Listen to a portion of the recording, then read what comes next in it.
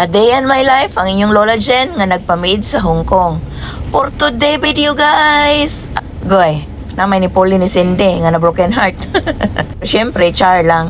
So here I am, giuna muna na ko tong bus, no? Kaya pasige pulaan na kayo sa aking mukha ba, mauna, pero may gauna. Huwag na kayong magtaka kung wala kong kasama dyan, kaya ako ba ang may-ari sa bus stop, no? So, sa una ako lang talaga yung sakay dyan.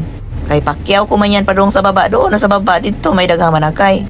So that's it, nagbaba na ako. Today nga pala, kalimutan ko sabihin sa inyo, magkipagkita ako sa aking friend, sa aking long time bully friend. Pero kay man libre man daw siya Jollibee, di puntahan natin.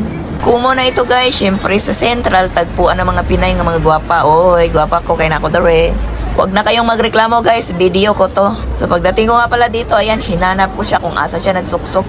Tiningnan ko yung place na nagpicturean niya. Nagkupuhopo man dahil siya. Tara o. Dito siya ko pangita.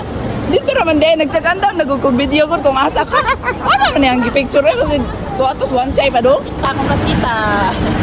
Puti, dili mo kuputian mo sa buwan. Ha? Dili ko putian. Uy. Mabuti mo kayo, natural. Ako ang kuha na yung ibat. Religaan. Religaan.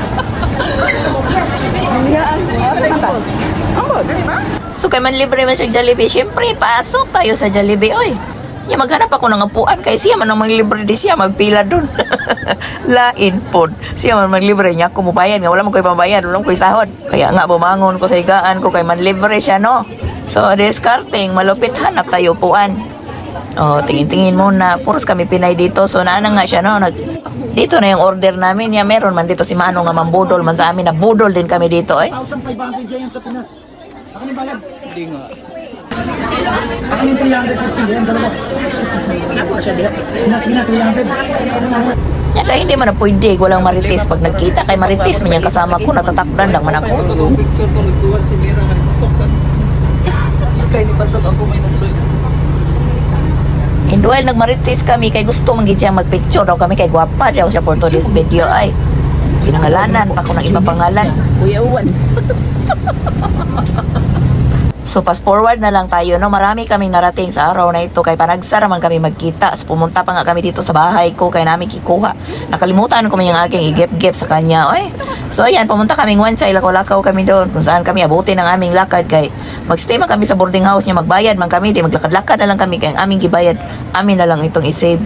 So dito nga pala nakita ko na marami ng mga insingan ana siya, mga decoration na parol, tapos pinailawan na rin. So maliwanag pa sa sikat ng araw na because it's November, the next is December, so Pasko na naman. Ngunit single ka pa. Ay sorry, nakanta. And dito pa pala sa araw na to, gusto kong umuwi ng maaga, pero naligaw man si Lolang ligawin, oy. Nakaabot man ako sa malayong dapit nga sa 11 years ko dito. Ngayon noon pa lang ako nakaabot doon sa lugar na yon. But it's okay, it's charged to experience. What's important for today's video is I enjoy.